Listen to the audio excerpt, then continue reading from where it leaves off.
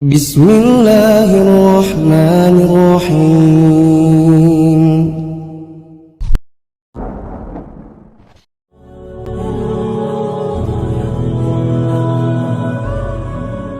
Assalamualaikum warahmatullahi wabarakatuh. Alhamdulillahi wahdah. Assalatu wassalamu ala man la nabiyya ba'dah. Ashhadu an la ilaha illallah wahdahu la syarika lah. Wa ashhadu anna Muhammadan abduhu wa rasuluhu, amma ba'du. Ikhwati fillah, rahimani wa rahimakumullah. Alhamdulillah, kita bersyukur kepada Allah Subhanahu wa ta'ala yang mana kita kembali dipertemukan di majlis ilmu yang mulia, sebuah majlis yang di dalamnya dibacakan ayat-ayat Allah Subhanahu wa ta'ala dan diajarkan sunnah-sunnah Rasulullah sallallahu alaihi wasallam yang utama. Pada kesempatan kali ini kita akan membahas tentang sahih hadis qudsi, dan kita telah sampai pada hadis yang ke-24 tentang keutamaan majlis zikir, yang semoga dengan mempelajari hadis yang ke-24 ini semakin menambah motivasi untuk kita di dalam menghadiri salah satu taman di antara taman-taman surga, yaitu di majlis ilmu yang mulia.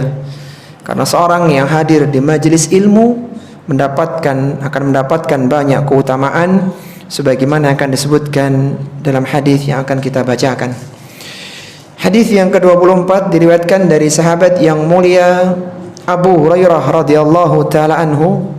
Ia berkata, Rasulullah sallallahu alaihi wasallam bersabda, "Inna lillahi malaikatan yatufuna fit turuqi yaltamisuna ahla dzikri." Sesungguhnya Allah Subhanahu wa taala memiliki para malaikat yang berkeliling di jalan-jalan, mereka mencari ahli zikir. Fa idza wajadu qauman yadhkuruna Allah tanadau halummu ila hajatikum.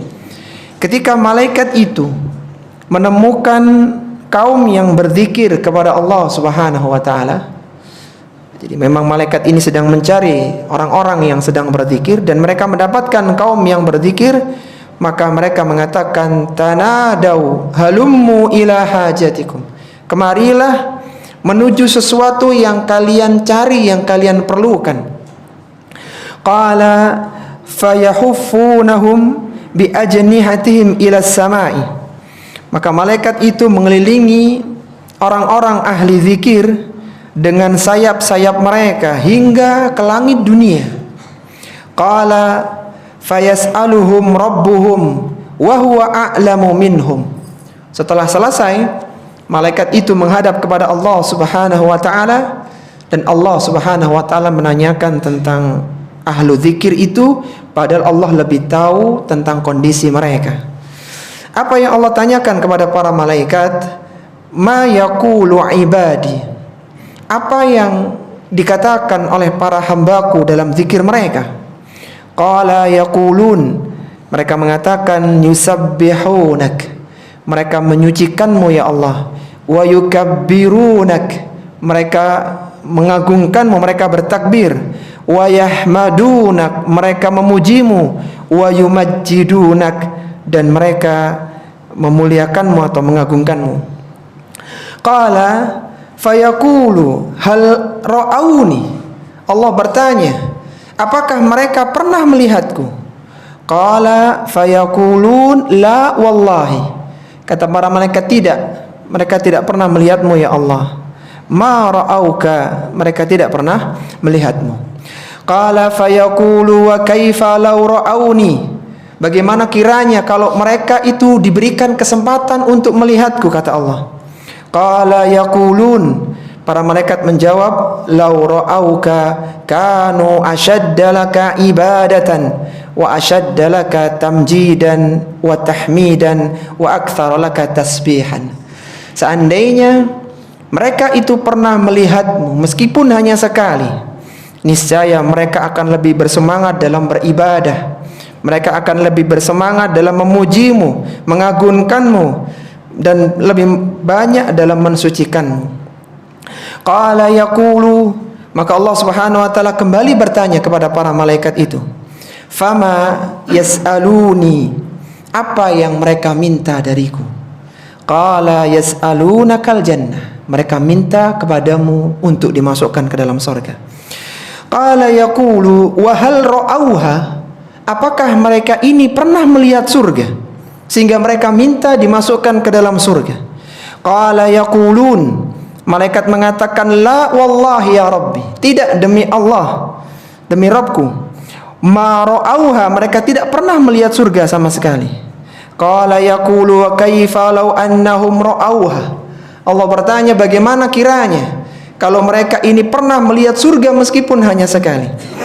Qala yaqulun, maka malaikat mengatakan, law annahum ra'auha kanu ashadda 'alaiha hirsan wa ashadda laha talaban wa a'dhama fiha raghbatan.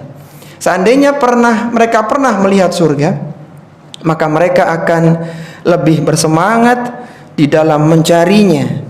Mereka lebih memuliakannya dan lebih berharap untuk dimasukkan ke dalam surga. Qala fafimma yata'awwadhun, dari apa mereka minta perlindungan? Qala yaqulun minan nar, mereka minta perlindungan dari neraka. Mereka tidak mau dimasukkan ke dalam neraka. Qala yaqulu wa hal ra'auha, Allah bertanya, apakah mereka pernah melihat neraka? Qala yaqulun la wallahi ya Rabbi ma ra'auha, para malaikat mengatakan tidak, mereka tidak pernah melihat neraka sekalipun. Qala yaqulu fa kaifa law ra'auha, bagaimana kiranya kalau mereka sempat melihat neraka? Qala yaqulun, maka malaikat menjawab, law ra'auha kanu ashadda minha firaran wa ashadda laha makhafatan, kalau mereka pernah melihat neraka dengan siksaan yang pedih di dalamnya, niscaya mereka lebih lari dari neraka dan lebih takut terhadap neraka. Maka setelah dialog itu, Allah mengatakan kepada para malaikatnya, fa ushhidukum anni qad ghafartu lahum, aku jadikan kalian sebagai saksi, wahai para malaikat-malaikatku, bahwa aku telah mengampuni dosa orang-orang yang ada di majlis zikir itu. Qala yaqulu malakun minal malaikah, kemudian ada satu malaikat yang mengatakan kepada Allah Subhanahu wa taala, fihim fulanun laisa minhum innama jaa li hajatin, ya Allah, di tengah-tengah majlis zikir itu ada salah seorang yang dia tidak niat untuk ikut majlis zikir, akan tapi dia hanya mampir karena ada satu kebutuhan. Dia kebetulan saja duduk di majlis zikir itu. Apa kata Allah Subhanahu wa taala? Qala humul julasa la yashqa bihim jalisuhum, mereka lah orang-orang yang duduk di majlis zikir, tidak akan sengsara orang-orang yang duduk bersama mereka.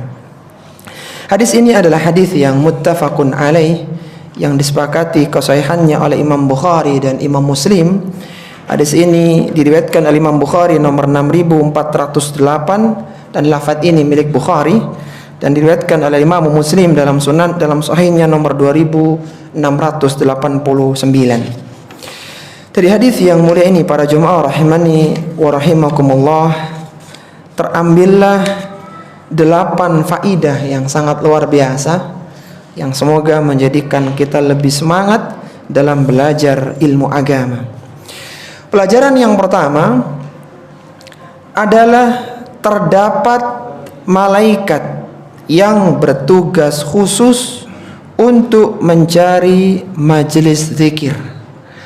Terdapat malaikat yang bertugas khusus untuk mencari majelis zikir.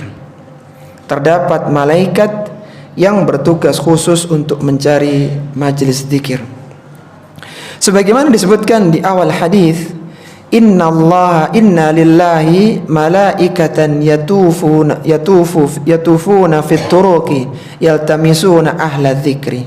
Allah memiliki para malaikat yang tugasnya itu berkeliling di jalan-jalan untuk mencari ahli zikir. Fa idza wajadu qauman yazkurunallaha, kalaulah mereka menemukan ada kaum yang berzikir kepada Allah, maka mereka mengatakan tanadau halummu ila hajatikum. Mereka saking gembiranya menemukan majlis zikir itu, mereka mengatakan kepada teman-temannya, halummu ila hajatikum. Ini aku menemukan apa yang kita butuhkan, yang kita cari selama ini. Ini semua menunjukkan bahwa ada malaikat yang tugasnya mencari majlis zikir. Dan ini menunjukkan bahwa majlis zikir majlis yang utama. Sampai ada malaikat khusus yang ditunjuk kerjanya adalah mencari majlis-majlis zikir. Dan mereka sangat bergembira sekali ketika bisa menemukan adanya majlis zikir itu. Dan malaikat itu bukanlah malaikat pencatat amalan manusia. Beda lagi, ada malaikat yang khusus.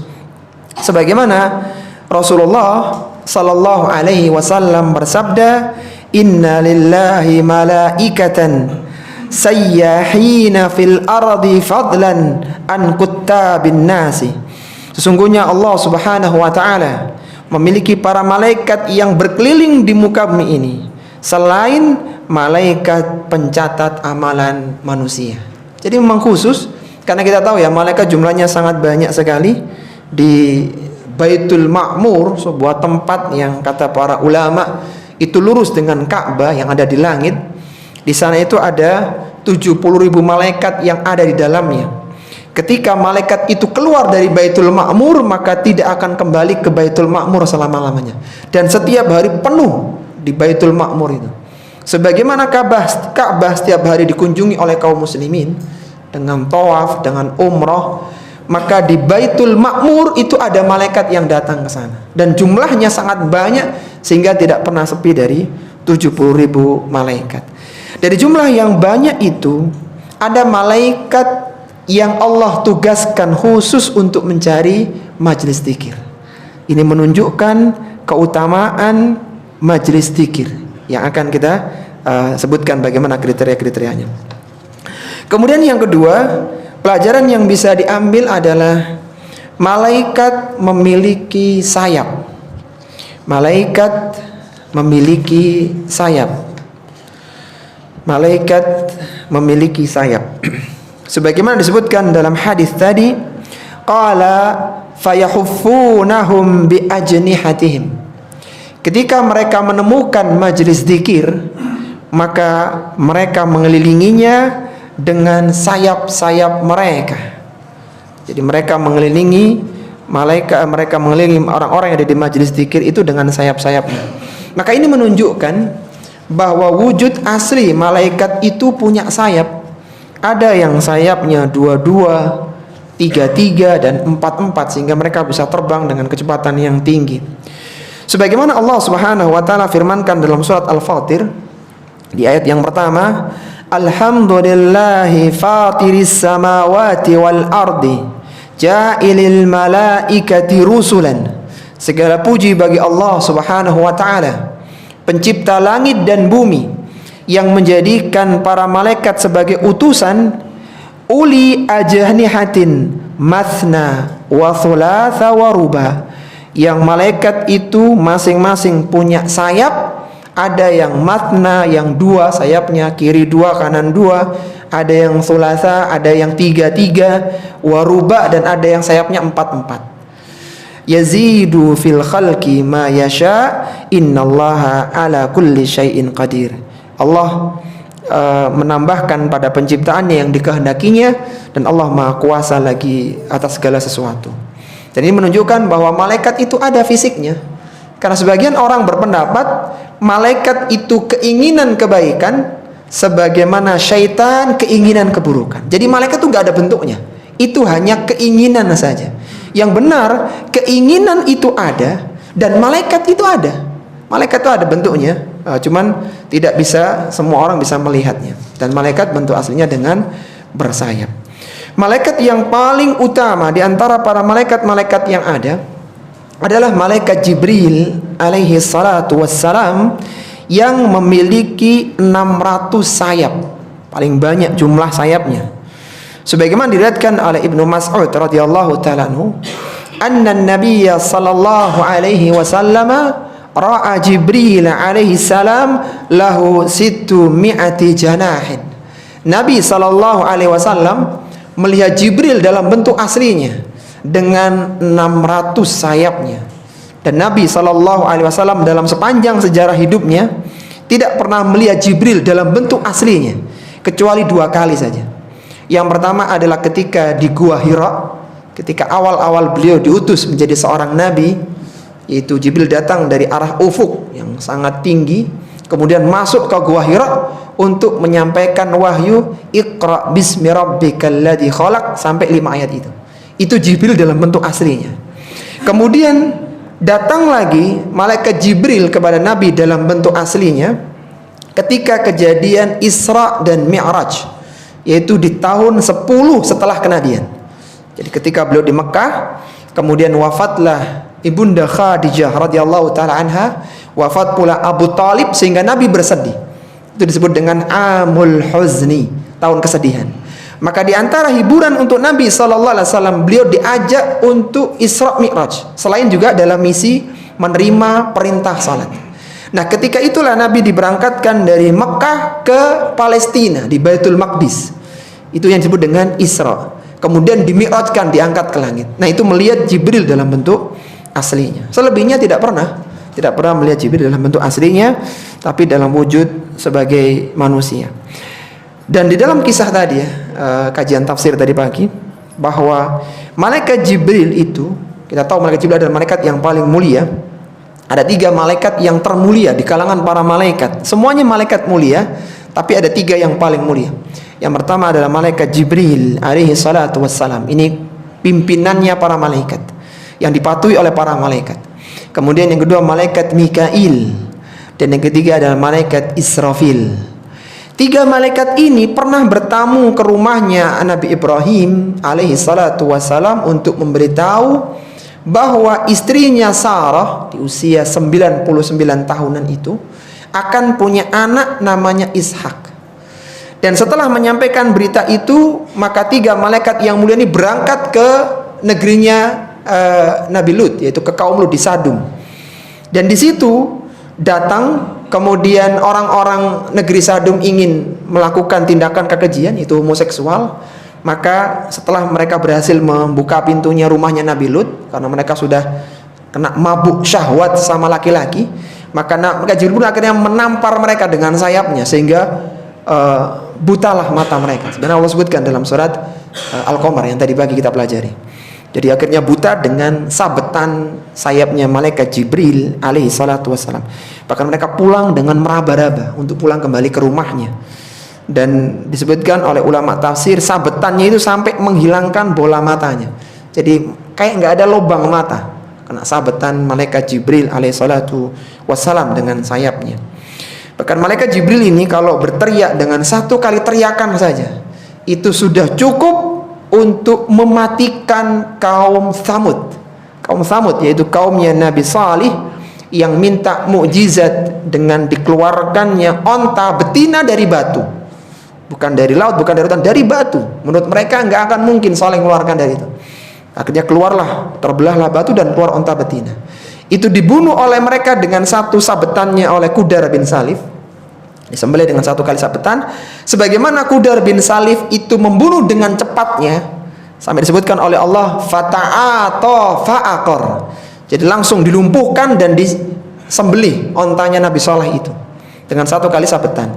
Maka karena sekali pembunuhan, maka Allah balas dengan 1 kali petir, yaitu teriakannya malaikat Jibril alaihissalatu wassalam. Sehingga akhirnya kaum Tsamud semuanya mati bergelimpangan di rumah-rumah mereka. Itulah malaikat Jibril alaihissalatu wassalam, malaikat yang terbaik, yang punya 600 sayap, dan malaikat yang paling mulia di kalangan para malaikat-malaikat yang ada di langit. Pelajaran yang ketiga yang bisa kita keluarkan dari hadis yang mulia ini menunjukkan keutamaan ahli zikir. Pelajaran yang ketiga adalah keutamaan ahli zikir. Keutamaan ahli zikir. Sebagaimana disebutkan dalam potongan hadis tadi, ketika malaikat telah menemukan orang-orang yang berzikir kepada Allah, maka mereka disebutkan dalam hadis itu fayahuffunahum bi ajnihatihim ila sama'id dunya. Para malaikat mengelilingi mereka dengan sayap-sayapnya ila sama'id dunya, sampai ke langit dunia. Jadi mereka bertumpuk sampai ke langit dunia. Langit dunia itu langit yang paling dekat dengan bumi. Ini semua menunjukkan bahwa malaikat itu ridho kepada ahlu zikir. Malaikat senang kepada orang-orang yang berzikir. Rahmat Allah meliputi mereka, dan ketenangan pun turun kepada mereka, kepada orang-orang yang berada di majelis zikir. Sebagaimana Nabi SAW pernah bersabda, la yaq'udu qaumun yadhkuruna Allah azza wa jalla illa haffathumul malaikah. Tidaklah ada satu kaum yang mereka duduk berzikir kepada Allah azza wa jalla, melainkan para malaikat akan mengelilingi mereka. Wa ghashiyatuhumur rahmah, Allah akan liputi mereka dengan rahmat. Wa nazalat alaihimus sakinah, Allah berikan ketenangan kepada mereka, sehingga mereka merasakan kesejukan, merasakan kenyamanan, dan tidak merasakan ketakutan. Jadi betapa banyak orang mencari tempat-tempat rekreasi, tempat-tempat indah, ingin mencari ketenangan, healing, mencari tempat yang menenang. Padahal ketenangan adalah di majelis zikir. Majelis zikir akan kita bahas sebentar lagi. Apa itu majelis zikir? Majelis itulah yang asli tempat ketenangan. Disitulah seorang mendapatkan rahmat Allah Subhanahu wa ta'ala. Malaikat menaungi mereka, bahkan Allah turunkan ketenangan kepada mereka. Maka wa dzakarahumullahu fi man indah, dan Allah akan banggakan mereka ini di hadapan para malaikat yang dekat dengan Allah Subhanahu wa ta'ala. Kalaulah ada seorang yang dibanggakan di rapatnya presiden, rapatnya raja, disebut fulan ini, komunitas ini luar biasa, dibanggakan di rapat besarnya para petinggi-petinggi negara, maka tentunya komunitas itu, kelompok itu bukan kelompok sembarangan, karena yang menyebutkan adalah presiden, raja, dan yang semisalnya. Bayangkan kalau ada satu kelompok makhluk yang membanggakan Allah Subhanahu wa ta'ala, dan yang dibanggakan di hadapan para malaikat-malaikat yang suci, malaikat yang tidak pernah bermaksiat kepada Allah Subhanahu wa ta'ala, malaikat yang hari-harinya adalah ibadah kepada Allah Subhanahu wa ta'ala. Kemudian Allah banggakan, nih lihat nih, ada manusia-manusia seperti ini. Itu menunjukkan keutamaan orang-orang yang berada di majelis zikir. Mungkin dia tidak dikenal oleh manusia, mereka tidak pernah disebut oleh kebanyakan manusia di dunia, tetapi mereka Allah banggakan di atas langit yang ada para malaikat-malaikat yang suci di sana. Tapi kemudian pelajaran yang keempat dari hadis yang mulia ini adalah keutamaan mengingat Allah Subhanahu wa ta'ala di majelis zikir. Keutamaan mengingat Allah Subhanahu wa ta'ala di majelis zikir. Keutamaan mengingat Allah Subhanahu wa ta'ala di majelis zikir. Sebagaimana disebutkan dalam hadis tadi, qala, maka Allah Subhanahu wa ta'ala bertanya tentang mereka, fayas'aluhum rabbuhum wa huwa a'lamu minhum. Allah tanya tentang orang-orang yang berada di majelis zikir, padahal Allah lebih tahu tentang mereka. Allah mengatakan, ma yaqulu ibadi, apa yang diucapkan oleh hambaku. Qala yaqulun yusabbihunak wa yukabbirunak wa yahmadunak wa majjidunak. Mereka itu menyucikanmu, membesarkanmu, memujimu dan mengagungkanmu ya Allah. Itulah isi majelis mereka. Maka ini menunjukkan keutamaan orang-orang yang mengingat Allah Subhanahu wa ta'ala dengan membaca tasbih, takbir, tahmid, dan tahlil di majelis zikir. Dan tentunya zikir ini ya dilakukan dengan sendiri-sendiri, tanpa adanya komando, dan dilakukan dengan suara yang pelan, bukan dengan teriakan. Sebagaimana Nabi SAW pernah mengingatkan para sahabatnya ketika mereka mengeraskan zikir-zikir mereka. Kata Abu Musa al-Ash'ari radhiyallahu ta'ala anhu, kunna ma'an Nabi sallallahu alaihi wasallam fi safarin. Suatu ketika kami berada bersama Nabi sallallahu alaihi wasallam dalam sebuah perjalanan. Faja'alan nasu yajharuna bit takbir. Maka manusia itu mengeraskan, menjaharkan takbir-takbir mereka. Jadi mereka semangat Allahu Akbar, semangat. Faqala an-nabiy sallallahu alaihi wasallam. Maka Nabi SAW mengatakan, ayyuhan nas, irba'u ala anfusikum. Wahai sekalian manusia, kasihanlah diri-diri kalian. Innakum laisa tad'una asamma wala ghaiba. Innakum tad'una sami'an qariba wa huwa ma'akum. Kata Nabi SAW, kasihanlah diri-diri kalian.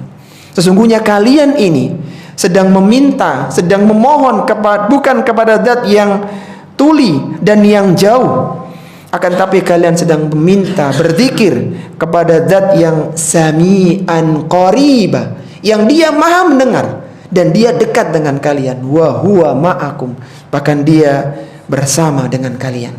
Jadi zikir yang baik itu bukan yang dengan teriakan, tapi dengan suara yang lirih. Jangan dibayangkan ikhwati fillah rahimani wa rahimakumullah, bahwa majelis zikir yang kita sebutkan tadi keutamaannya adalah majelis yang dikomando oleh seseorang, kemudian orang yang mengatakan bertakbirlah kalian semua, kemudian mereka bertakbir. Jangan dibayangkan majelis zikir itu subhanallah, mereka subhanallah semua. Itu bukan itu majelis zikir. Majelis zikir yang kita maksudkan adalah majelis yang dibaca, di dalamnya dibacakan kitab Allah, disebutkan nikmat-nikmat Allah Subhanahu wa taala. Di majelis itulah Allah Subhanahu wa taala dipuji dan diagungkan. Disebutkan janji-janji Allah berupa surga, dan disitulah disebutkan ancaman Allah Subhanahu wa taala berupa neraka. Itulah majelis zikir yang kita maksudkan. Sebagaimana Nabi sallallahu alaihi wasallam pernah mengatakan kepada para sahabatnya, "Idza marartum bi riyadil jannati farta'u." Kalaulah kalian itu melewati taman-taman surga, farta'u, maka singgahlah sebentar, duduklah sebentar. Qala wa ma riyadul jannah? Apa itu taman surga wahai Rasulullah? Qala hilakuz zikri, yaitu halaqah zikir, majelis zikir. Apa yang dimaksud dengan majelis zikir di sini? Apakah orang yang mengucapkan subhanallah alhamdulillah bersama-sama? Bukan itu. Kata Atha rahimahullahu taala menjelaskan tentang majelis zikir dalam hadis yang mulia ini, majelis zikir adalah majelis yang membahas tentang halal dan haram, majelis kajian fikih. Majelis zikir adalah majelis bagaimana fikih, cara jual beli, dijelaskan tentang riba, gharar, tentang khidah di dalamnya.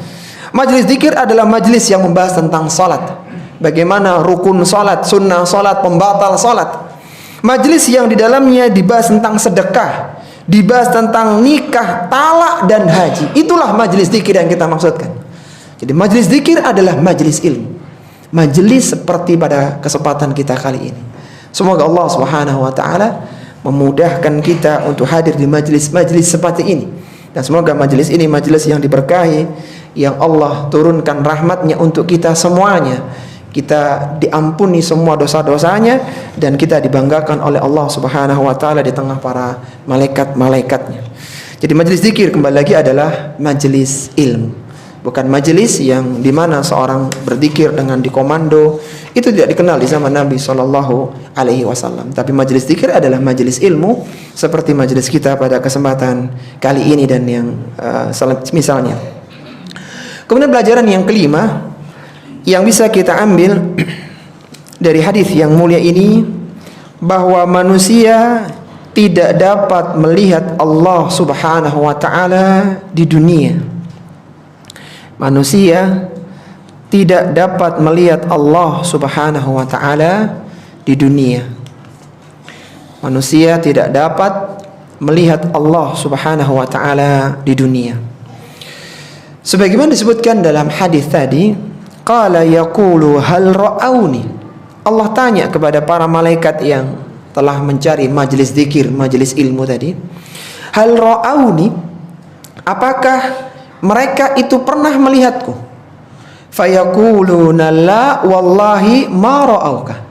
Kata para malaikat, demi Allah mereka tidak pernah melihatmu ya Allah. Mereka tidak pernah melihatmu sama sekali. Fayaqulu wa kaifa law ra'auni, bagaimana kiranya kalau mereka sempat melihatku? Qala yaqulun law ra'auka kanu ashadda laka ibadatan. Seandainya mereka pernah melihatmu, maka mereka akan lebih bersemangat dalam beribadah. Wa ashadda laka tahmidan wa tahmidan wa aktsara laka tasbihan. Maka mereka akan lebih semangat dalam mengagungkanmu, memujimu, dan lebih banyak lagi dalam menyucikanmu. Dari potongan hadis ini kita bisa mengambil faidah bahwa manusia yang masih hidup tidak akan bisa melihat Allah Subhanahu wa taala dengan mata kepalanya. Tidak akan bisa. Bahkan Nabi SAW menyebutkan dalam hadisnya, ta'allamu annahu lan yara ahadun minkum rabbahu azza wa jalla hatta yamuta. Ketahuilah bahwasanya salah seorang di antara kalian tidak akan pernah melihat Rabbnya hatta yamuta, sampai dia meninggal dunia. Bahkan Nabi Musa alaihissalatu wassalam, nabi yang terbaik di kalangan Bani Israel yang tadi kita sebutkan, Nabi Musa punya 9 mukjizat untuk Fir'aun dan semuanya didustakan oleh Fir'aun. Mukjizat pertamanya adalah dengan tongkat yang bisa berubah menjadi ular, dan mukjizat terakhir untuk Fir'aun adalah tongkat yang bisa membelah lautan. Yang semuanya didustakan oleh Fir'aun. Maka Nabi Musa pernah meminta untuk melihat Allah Subhanahu wa taala di dunia. Dan ringkasnya Nabi Musa pun pingsan karena tidak mampu melihat zat Allah Subhanahu wa taala. Sehingga Ibunda Aisyah radhiyallahu taala pernah mengatakan, "Man za'ama anna Muhammadan sallallahu alaihi wasallam ra'a rabbahu faqad a'zama 'ala Allahi firyatan." Barang siapa yang menyangka bahwa Nabi Muhammad sallallahu alaihi wasallam melihat Rabbnya ketika Mi'raj itu, ketika di langit itu, mereka menyangka bisa melihat Rabbnya Nabi Muhammad SAW, faqad a'zama 'ala Allahi firyatan, maka sungguh dia telah membuat kedustaan yang besar atas nama Allah Subhanahu wa taala. Nabi tidak pernah melihat Allah ketika dengan mata kepala telanjang, ya, kalau dalam mimpinya pernah. Demikian pula Nabi Musa tidak pernah melihat Allah dengan mata kepala telanjangnya. Itu ketika di dunia. Maka kalau ada orang yang mengaku ya seandainya saja, maka pasti itu adalah dusta. Baik, kemudian pelajaran yang keenam yang bisa kita keluarkan dari hadis tentang keutamaan majelis zikir ini adalah disyariatkan memohon surga dan berlindung dari neraka. Disyariatkan memohon surga dan berlindung dari neraka. Disyariatkan memohon surga dan berlindung dari neraka. Sebagaimana disebutkan oleh Nabi SAW dalam hadis tadi, bahwa yang diminta oleh orang-orang yang berada di majelis zikir, majelis ilmu, adalah mereka meminta surga dan berlindung dari neraka. Sebagaimana disebutkan dalam hadis, qala yaqulu fama yas'aluni, apa yang mereka minta kepadaku, kata Allah. Qala yas'alunakal jannah, mereka tidak minta kekayaan, mereka tidak minta jabatan, mereka tidak minta status sosial, mereka hanya minta dimasukkan ke dalam surga. Qala yaqulu hal ra'auha, apakah mereka pernah melihat surga? Qala yaqulun la wallahi ya rabbi ma ra'auha, tidak demi Allah, mereka tidak pernah melihat surga, tapi mereka yakin surga itu ada dan surga penuh kenikmatan di dalamnya. Yaqulu qala yaqulu fa kaifa law annahum ra'auha, bagaimana kalau mereka melihat surga? Yaquluna law annahum ra'auha kanu ashadda 'alaiha khirsan wa ashadda laha talaban wa a'zama fiha raghbatan. Kalau seandainya mereka pernah melihat surga, maka mereka akan lebih semangat di dalam memintanya, mengagungkannya, dan lebih berharap untuk dimasukkan ke dalamnya karena mereka tahu bagaimana kenikmatan surga. Qala fa fimma yata'awwadun, Mereka minta perlindungan dari apa? Qala yaquluna minan nar, mereka minta perlindungan dari neraka. Qala yaqulun wa hal ra'auha, apakah mereka pernah melihat neraka? Qala yaquluna la wallahi ya rabbi ma ra'auha, mereka tidak pernah melihat neraka ya Allah.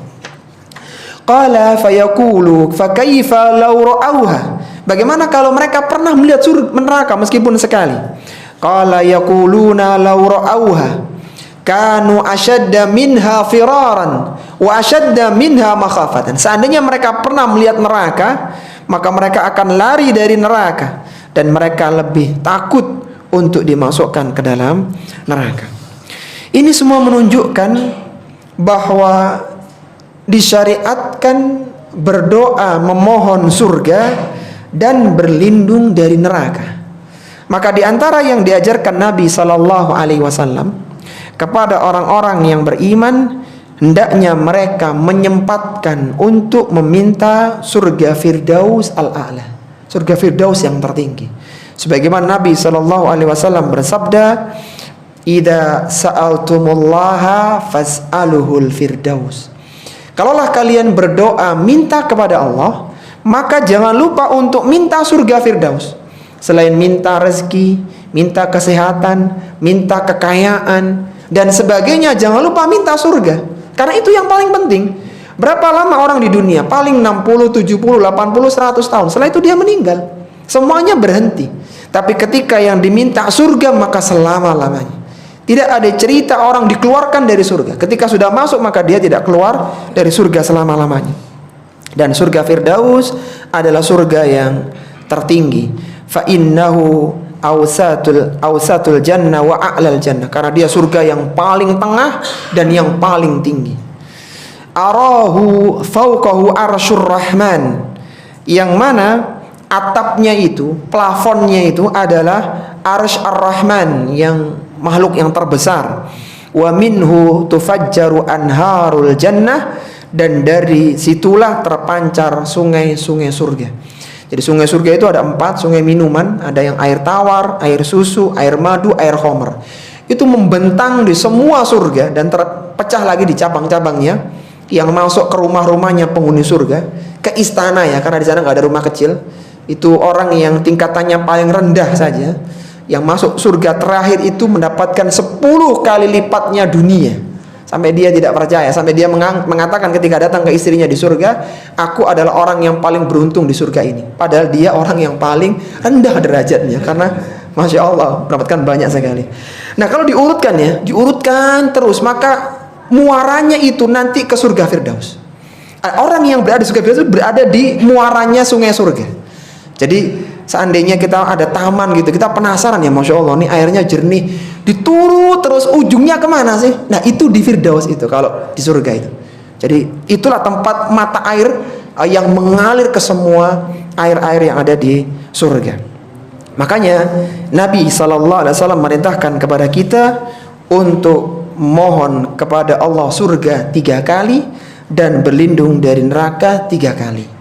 Kata Nabi SAW, man sa'alallahal jannata 3 marrat, barang siapa yang minta kepada Allah surga 3 kali. Allahumma inna nas'alukal jannah, Allahumma inna nas'alukal jannah, Allahumma inna nas'alukal jannah 3 kali. Qalatil jannah, maka neraka akan mengatakan, dan ini menunjukkan surga akan mengatakan ya afwan. Qalatil jannah, maka surga akan mengatakan, ini menunjukkan surga itu bisa bicara, Allahumma adkhilhul jannah, ya Allah masukkanlah orang ini ke dalam surga, ke dalamku. Wa man istajaraka minan nar 3 marrat, barang siapa yang berlindung dari neraka 3 kali, Allahumma ajirna minan nar, Allahumma ajirna minan nar, Allahumma ajirna minan nar 3 kali. Faqalatin nar Allahumma ajirhu minan nar, maka neraka akan mengatakan, ya Allah jauhkanlah dia, selamatkanlah dia dari neraka. Jadi jangan lupa biasakan dalam doa itu minta surga. Allahumma inni as'alukal jannah wa a'udzubika minan nar kalau sendirian. Kalau jamak berarti Allahumma inna nas'alukal jannah wa na'udzubika minan nar. Baik, Masya Allah. Kemudian yang ketujuh, keutamaan atau fadilah atau pelajaran yang ketujuh adalah Allah memberikan ampunan kepada orang-orang yang berada di majlis zikir. Allah memberikan ampunan kepada orang-orang yang berada di majlis zikir. Allah memberikan ampunan kepada orang-orang yang berada di majlis zikir. Tadi kita sudah bahas ya, majlis zikir itu apa? Majelis ilmu. Majelis zikir adalah majelis ilmu. Orang-orang yang datang di majelis ilmu seperti kita sekarang ini, semoga Allah mengampuni semua dosa-dosa kita. Maka Nabi mengatakan dalam hadisnya, Allah berfirman dalam hadis qudsinya, fa ushhidukum anni qad ghafartu lakum. Aku jadikan kalian wahai para malaikatku sebagai saksi, anni qad ghafartu lahum. Sungguh aku telah mengampuni semua dosa-dosa mereka.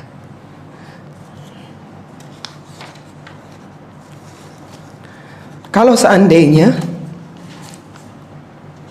hadir di majelis ilmu tidak ada keutamaan kecuali ini, hanya satu, majelis ilmu itu nggak ada apa-apa kebaikannya seandainya begitu, kecuali orang yang hadir di majelis ilmu yang dia masuk dengan lumuran dosa dan maksiat yang pernah dilakukan, kemudian dia keluar dari majelis ilmu, Allah ampuni semua dosanya. Sudah cukup menjadikan kita tidak boleh absen dari majelis ilmu. Di mana lagi tempat yang bisa menjadikan seorang suci dari dosa dan kesalahannya kalau bukan di majelis ilmu yang mulia? Kalau seandainya kita tidak pernah menyebutkan keutamaan majelis ilmu kecuali ini, Allah mengatakan kepada malaikatnya, faqad ghafartu lahum, aku ampuni semua dosa-dosa mereka. Maka tidak ada alasan bagi seorang muslim, seorang hamba untuk dia absen dari majelis ilmu, karena dia tahu dosanya sangat banyak sekali. Disitulah dia menyucikan dirinya, disitulah dia akan diampuni dosa-dosanya, disitulah dia kembali terlahir di dunia seperti dia lahir dari rahim ibunya. Apa kata Umar bin Khattab radhiyallahu ta'ala anhu? Menunjukkan keutamaan orang yang hadir di majelis ilmu. Beliau pernah mengatakan, Umar bin Khattab adalah seorang khulafaur rasyidin yang wafat tahun 23 Hijriah di Madinah. Beliau mengatakan, innar rajula la yakhruju min manzilihi wa alaihi minadh dhunubi mithla jibal Tihama. Ada orang yang dia keluar dari rumahnya, dia bawa dosa sebesar gunung Tihama. Gunung Tihama, gunung yang sangat besar, yang disitulah dulu para jin menemukan Nabi SAW dan para sahabatnya yang akan berangkat ke pasar Uqath, di gunung yang cukup besar. Orang punya dosa sebesar gunung itu, maka faida sami'al ilma, ketika dia mendengarkan ilmu, mendengarkan ayat Allah dibacakan, mendengarkan hadis-hadis Nabi diajarkan, khafa, maka dia rasa takutnya keluar. Wa raja'a, dia ingin kembali. Wa taba, dia punya azam ingin bertaubat kepada Allah Subhanahu wa taala. Dia ingin jadi orang baik, dia ingin jadi orang salih, dia ingin jadi orang-orang yang dicintai oleh Allah Subhanahu wa taala. Ini masih di majelis ilmu, dia belum ngapa-ngapain. Hanya karena motivasi di majelis ilmu lah dia jadi takut, dia ingin jadi baik, dia ingin bertaubat kepada Allah Subhanahu wa taala. Fansarafa ila manzilihi, dia pulang ke rumahnya. Kembali lagi, dia belum melakukan apa-apa, dia hanya pulang dari majelisnya ke rumahnya. Walaysa alaihi dzambun, sedangkan semua dosanya telah Allah ampunkan, padahal dia belum berbuat apa-apa. Dia belum bersedekah mengamalkan ilmunya, dia belum sholat malam, belum. Dia masih punya keinginan jadi orang baik, jadi orang salih, jadi orang yang lebih baik daripada kemarin. Maka Allah sudah ampuni semua dosa-dosanya. Apa kata Umar bin Khattab radhiyallahu ta'ala anhu? Fala tafruku majalisal ulama. Kalaulah seperti itu majelis ilmu, maka janganlah kalian tinggalkan majelisnya para ulama. Kita tahu Umar ini radhiyallahu ta'ala anhu adalah sahabat yang dijamin surga. Tapi Umar selalu berpesan kepada tetangganya, kalau aku tidak bisa hadir di halakohnya Nabi, engkau yang hadir. Nanti ceritakan kepadaku. Nabi menceritakan apa? Karena tahu betapa pentingnya majelis ilmu. Sampai-sampai ketika uzur tidak bisa hadir, tanya, tadi apa yang diajarkan oleh Nabi? Mana hadis yang disampaikan oleh Nabi? Itu Umar bin Khattab yang sudah jelas dijamin surga oleh Nabi sallallahu alaihi wasallam. Seperti itulah mereka memuliakan majelis ilmu. Karena mereka tahu di majelis ilmu lah seorang akan mendapatkan kebaikan. Apa kata Allah Subhanahu wa taala tentang permisalan orang-orang yang beriman yang terbimbing di atas wahyu Allah Subhanahu wa taala dengan orang-orang kafir yang mereka hidup dengan hawa nafsu mereka. Allah menyebutkan dalam surat Al-Mulk, "Afaman yamshi muqibban ala wajhihi ahda amman yamshi sawiyan ala siratim mustaqim."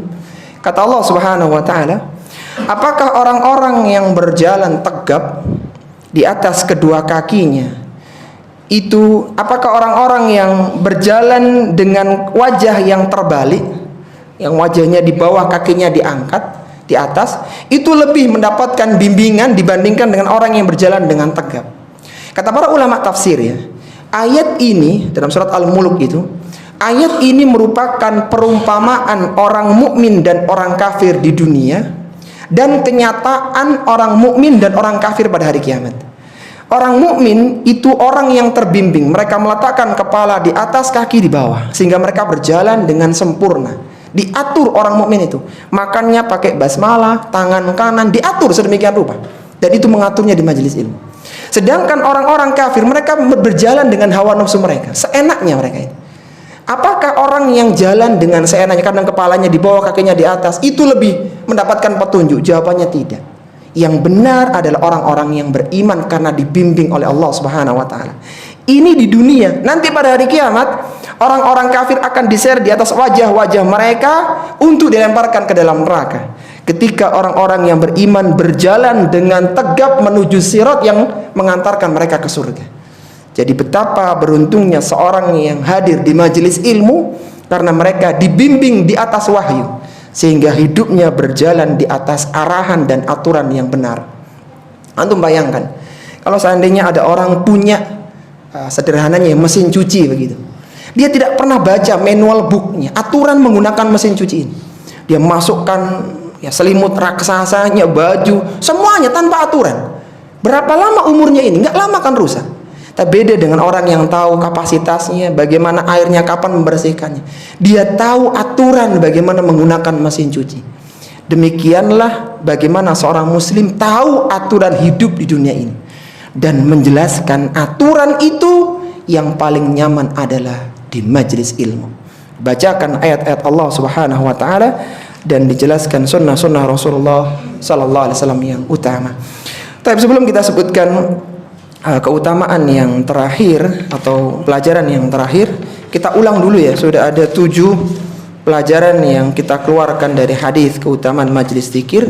Apa tadi yang pertama?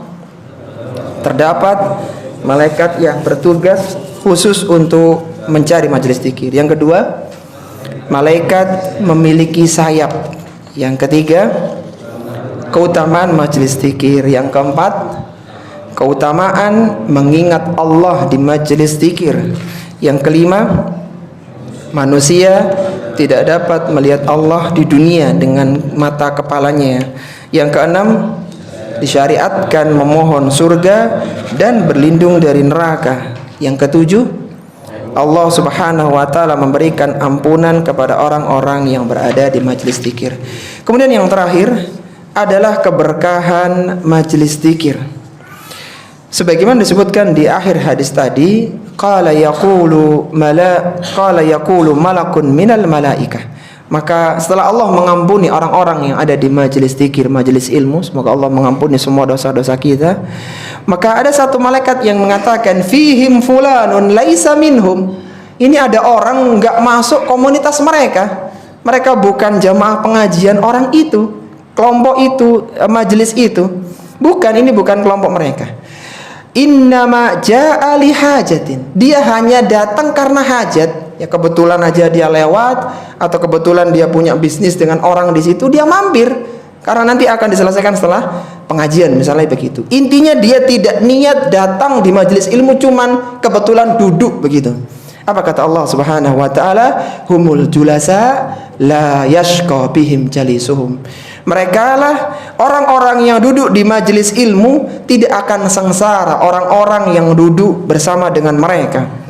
Ini semua menunjukkan keutamaan majelis ilmu ya. Duduk dengan para ahli ilmu, duduk dengan orang-orang solih merupakan keutamaan yang besar. Orang-orang yang berada di majelis ilmu akan diampuni dosanya dan mereka tidak akan sengsara baik di dunia maupun di akhiratnya, karena mereka mendapatkan bimbingan. Jadi antum bisa bayangkan, bahkan disebutkan dalam ayat yang lainnya itu bahwa orang ini tidur di majelisnya. Jadi dia itu karena nggak niat ngaji, ya nggak niat kajian, dia datang tertidur, kemudian selesai dia pulang. Nah dia tetap mendapatkan keutamaan. Orang ini nggak akan sengsara. Ya dia minimal mendapatkan keberkahannya, mendapatkan rahmat dari Allah Subhanahu wa Ta'ala. Maka kembali lagi, orang yang tidak niat belajar saja tentunya beda dengan yang niat ya. Bahkan posisi duduk begini pengaruh. Karena Nabi itu pernah menyebutkan tentang 3 orang yang terlambat di majelisnya Nabi. Ada seorang yang datang kemudian dia duduk mencari celah. Ada orang yang duduk paling belakang. Yang terakhir itu orang yang berpaling karena dilihat sudah penuh, udah pulang aja gitu. Nah setelah majelis Nabi ditutup, beliau menjelaskan orang yang pertama karena dia semangat ingin mencari ilmu, mendekat dengan majelis ilmu, maka Allah pun berikan ilmu kepadanya. Orang yang kedua karena dia malu melangkahi orang-orang, maka dia di belakang dan Allah pun malu kepadanya. Sedangkan orang yang ketiga karena dia berpaling dari majelis ilmu, dia nggak mau duduk di majelis ilmu, Allah berpaling darinya. Ini menunjukkan bahwa kedekatan dengan sumber ilmu itu pengaruh. Jadi semakin dekat dengan sumber ilmu semakin besar barokahnya, manfaatnya. Jadi beda, kalau yang di belakang mungkin ini, yang depan itu berbeda lagi. Kalau nonton bola itu yang mahal yang depan atau yang belakang? Yang depan, meskipun resiko ya, resiko kena tendangan begitu ya. Taib ala kulli hal, sebagai menutup kita bacakan satu hadis Nabi sallallahu alaihi wasallam. Fayaquluna rabbi fihim fulanun abdun khatta'un. Kata para malaikat, ya Allah, ini ada fulan, hamba yang dia ini punya banyak dosa. Innama marra fajalasa ma'um. Dia ini cuman sekedar lewat. Dia nggak niat untuk hadir, cuman lewat dan duduk bersama mereka. Jadi kembali lagi, orang punya dosa banyak, nggak niat ngaji, subhanallah, nggak niat ngaji dia, kemudian datang ke situ. Maka fayaqulu, Allah mengatakan, walahu ghafartu, dan aku juga ampuni dosanya orang ini. Kebetulan dia lewat di situ. Humul qaumu la yashqa bihim jalisuhum. Mereka lah satu kaum orang-orang yang tidak akan sengsara orang-orang yang duduk dengan mereka. Kita tahu para jamaah rahimani wa rahimakumullah bahwa orang yang membunuh 100 orang ya, plus rahib yang dikenapkan jadi 100, itu dia belum hadir di majelis ilmu, dia meninggal di tengah jalan, itu Allah sudah ampuni dosanya. Bagaimana kalau ada orang yang duduk di majelis ilmu kemudian dia bersabar sampai selesai, apalagi majelisnya nggak cuma sekali, 2 kali, subhanallah. Itu nikmat yang luar biasa, yang kalau manusia tahu kenikmatan ini mereka akan berebut menghadirinya. Dan itulah dulu majelisnya para salaf. Jadi para salaf dulu ketika ilmu yang dibahas, maka mereka datang. Selain mereka juga bekerja, tapi ilmu itu semuanya di atas segala-galanya. Karena bekerja itu hanya urusan dunia, sedangkan ilmu yang akan menyelamatkan mereka di dunia, di alam kubur, bahkan nanti di surga. Kita tahu di pembahasan tadi pagi tentang adabnya kaum Ad, bahkan kaum Lut, mereka mendapatkan adab yang mustamir, kata Allah, adab yang mustaqir, yang kekal, yaitu mereka itu diadab di dunia, kemudian dalam kuburnya diadab, nanti di hari kiamat diadab, di neraka pun diadab. Makanya adab yang mustamir, yang terus menerus. Mustakir artinya mereka akan diadab kekal di dalam neraka. Kenapa seperti ini? Karena mereka tidak mengikuti ilmu. Ketika seorang tahu ilmunya bagaimana berbuat di dunia, bagaimana mereka harus beramal, maka mereka akan selamat di dunia dan di akhirat. Sehingga orang yang duduk di majelis ilmu tidak akan sengsara meskipun hartanya tidak banyak. Jadi meskipun uangnya nggak banyak, dia nggak sengsara karena dia bersabar, karena dia qanaah, dia tidak sengsara dengan kondisi miskinnya. Betapa banyak orang yang kaya tetapi dia miskin hatinya, tapi ada orang yang miskin hartanya tapi kaya hatinya, sehingga dia tidak merasakan kesengsaraan. Dia tetap bisa tertawa, tersenyum dalam kondisi dia tidak punya banyak harta. Itulah diantara bentuk diselamatkannya dia dari kesengsaraan baik di dunia maupun nanti pada hari kiamat. Ini yang bisa kita bahas pada kesempatan kali ini. Semoga bisa memantik motivasi kita untuk lebih bersemangat hadir di majelis ilmu. Semoga yang kita kaji ini bermanfaat. dan menjadikan kita semua istiqomah di dalam keilmuan sebagaimana Allah Subhanahu wa taala telah mengumpulkan kita semua di dunia di majelis ilmu yang mulia. Semoga Allah mengumpulkan kita semua di surga Firdaus al-A'la. Wa sallallahu ala nabiyyina Muhammadin wa ala alihi wa sahbihi wasallam. Subhanakallahumma wa bihamdika asyhadu an la ilaha illa anta astaghfiruka wa atubu ilaik wa akhiru da'wana alhamdulillahi rabbil alamin. Wassalamu alaikum warahmatullahi wabarakatuh.